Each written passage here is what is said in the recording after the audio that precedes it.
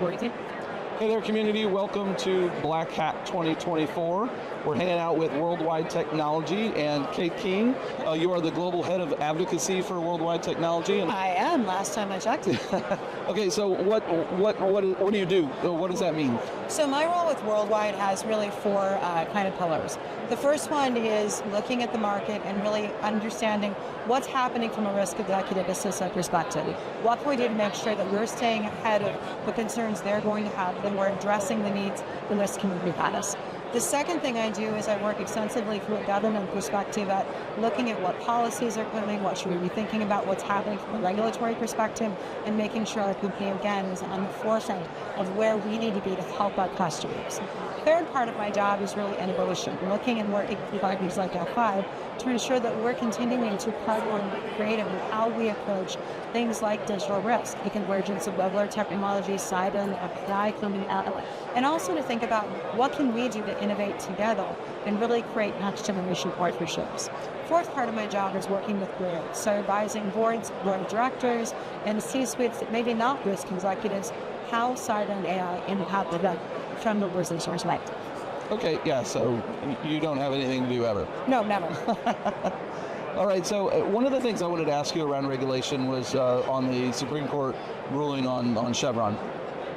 From my personal perspective, in the arguments that I listened to was around the fisheries and them having to pay the way for the government, and said, oh, it didn't seem right for them to have to do. And so, it's just a general consumer and observer of Supreme Court decisions. That sounded like a good thing to me, but as you wrote in an article recently, there's some cybersecurity implications to that. Can you tell me a little bit about that? Sure. So the Chevron reversal really has paved the way to kind of open up potentially Pandora's box on how we look at cyber regulation today.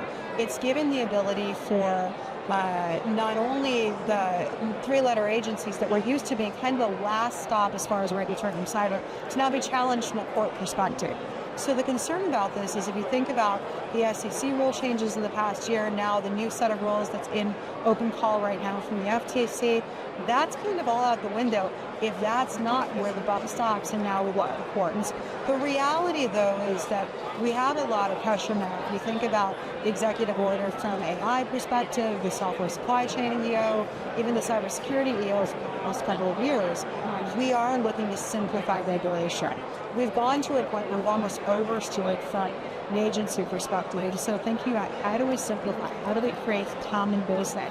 And Chevron gives the ability for us to say, okay, let's hit pause.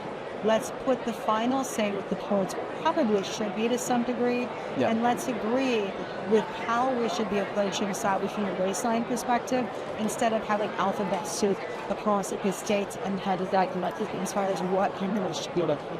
Yeah, okay.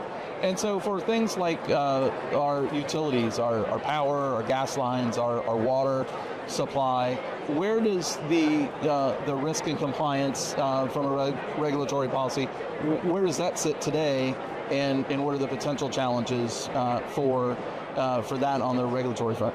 So you bring a good point. So all of the organizations you just named, water, power, gas, they're all part of critical national infrastructure. And there's been a lot of concern lately about our ability to protect critical national infrastructure.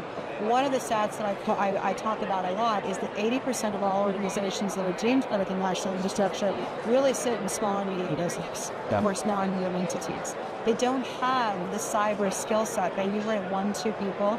They can't handle a lot of regulation.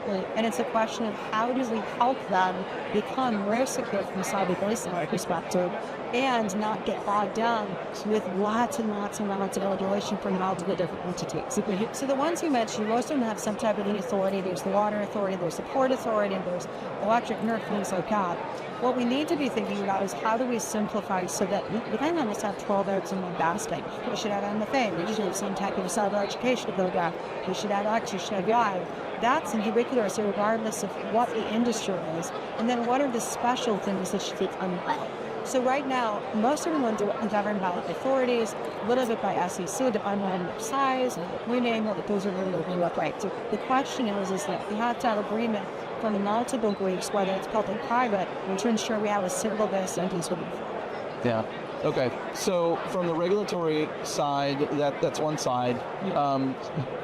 From your experience, does the regulation lead to budget, or does budget lead to regulation? Because, to your point, in the water utilities that I've been researching, there's like some 40,000 municipalities that run water, and most of them don't even have money to keep the pipes from breaking, let alone invest in cybersecurity. So does regulation come to equal budget, or does budget equal regulation? A little bit of both.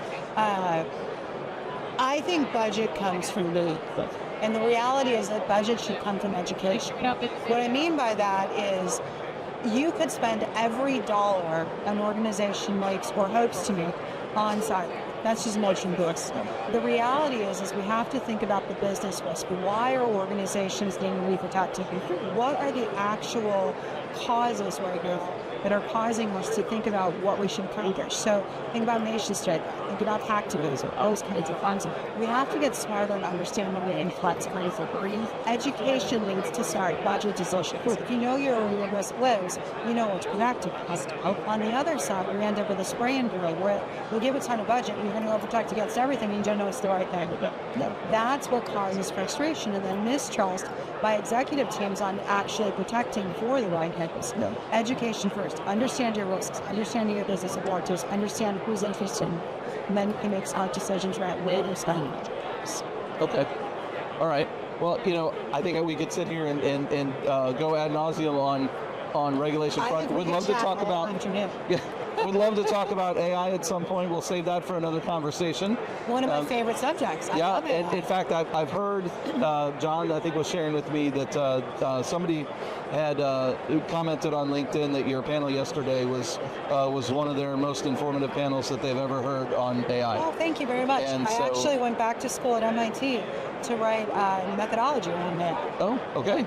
Fantastic. So we'll save that for another conversation in the future. Yep. But I appreciate you spending some time with us.